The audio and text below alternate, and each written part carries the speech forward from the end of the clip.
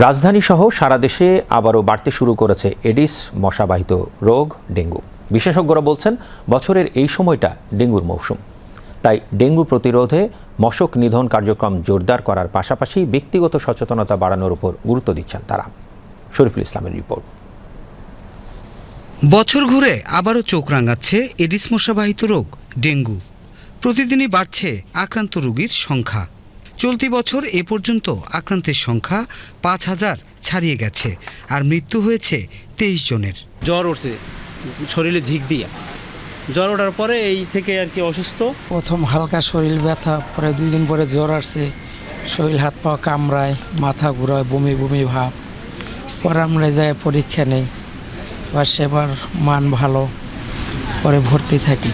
বিশেষজ্ঞরা বলছেন এখনই মশক নিধনে কার্যকর উদ্যোগ না নিলে ভয়াবহ হতে পারে ডেঙ্গু পরিস্থিতি। মশা নিধনে একটা বড় টার্গেট হওয়া উচিত আমাদের, যে মশক নিধন। পাশাপাশি এই রোগগুলির যে ভ্যাকসিনগুলি আছে, সেই ভ্যাকসিনগুলিও এই রোগের বিভিন্ন জনকে এই ভ্যাকসিন প্রদানের মাধ্যমে প্রতিরোধ তৈরি করা যেতে পারে, সেদিকেও আমাদেরকে চিন্তাভাবনা করা উচিত। ডেঙ্গু সাধারণত ট্রান্সমিট হয় এডিস মশা দিয়ে। এডিস মশা কিন্তু দিনেই বেশি কামড়ায়, সো আমাদের দিনেও মশারি টাঙারে ঘুমাতে হবে। বাসা বাড়ি যা আছে সব পরিষ্কার রাখতে হবে, যেন কোনো জায়গায় ডেঙ্গু মশার ব্রিডিং না হয়, পানি জমে যেন না থাকে। এখন আপনি জানেন যে কিছুদিন আগে বৃষ্টি হয়েছে, এখনও হচ্ছে মাঝে মাঝে। বিভিন্ন জায়গায় পানি কার্নিশে, দেয়ালের, ফুলের টবে কিংবা রাস্তাঘাটে যদি আমরা ডাবের খোসা ফেলে রাখি, সেখানে পানি জমে ডেঙ্গু মে ব্রিড। কীটতত্ত্ববিদরা বলছেন তাদের জরিপে দেখা গেছে এবছর বাড়তে পারে ডেঙ্গু। বৃষ্টিপাতের ফলে বিভিন্ন জায়গায় জমে আছে পানি, আবার ঈদের ছুটিতে অনেকেই গেছেন বাড়িতে, ফলে ঘরগুলো ছিল আবদ্ধ, আর এতে করেই বাড়তে পারে এডিস মশা।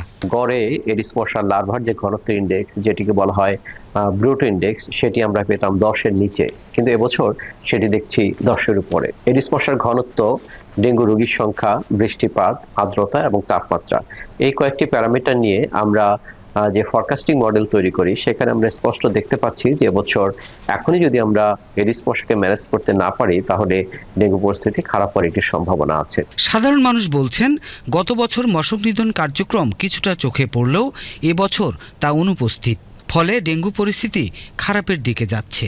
আমাদের এলাকায় আগে যেমন ধোঁয়া দিয়ে মশা নিধন করা হতো, বাট এখন ওইটা আমরা চোখে পড়তেছে না। সরকারের কাছে এটাই দাবি যে আমাদের এই মশক নিধনটা যাতে আগের মতো আবার এই বছরও দেওয়া হয়। গতবারও দেখেছি কার্যালয় বা বিভিন্ন জায়গায় আপনার নিয়ন্ত্রণ করা হয়েছে মশার, কিন্তু এবার আমরা দেখতেছি না। তাই ডেঙ্গু প্রতিরোধে মশক নিধনে সমন্বিত উদ্যোগ গ্রহণের পাশাপাশি ব্যক্তিগত সচেতনতা বৃদ্ধির উপর জোর দিচ্ছেন বিশেষজ্ঞরা। Shariful Islam, BTV news, Dhaka.